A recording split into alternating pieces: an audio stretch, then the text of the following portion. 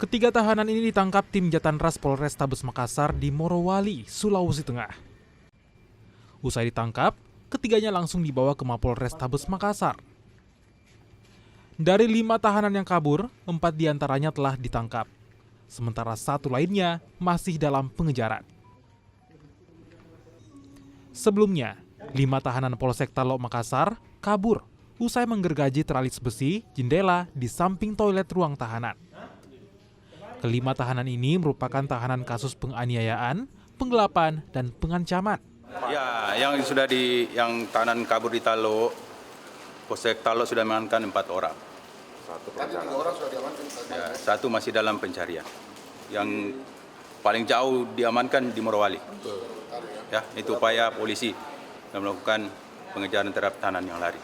Jadi tetap melakukan penyelidikan menangkap keberadaan tersangka supaya bisa dikembalikan semuanya utuh 5 orang. Yang kita berdoa supaya berikan dukungan kepada kita semua untuk melakukan penyelidikan, berikan informasi, dan diupayakan menyerahkan diri, tidak usah dikejar-kejar, dan kesadaran sendiri. Okay? Dari kasus ini, polisi tengah memeriksa 16 orang saksi, masing-masing 12 polisi, 2 orang tahanan, serta 2 orang pekerja harian lepas.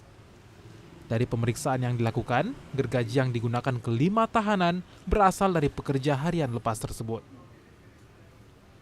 Arif Tirtana, Kompas TV, Makassar, Sulawesi Selatan.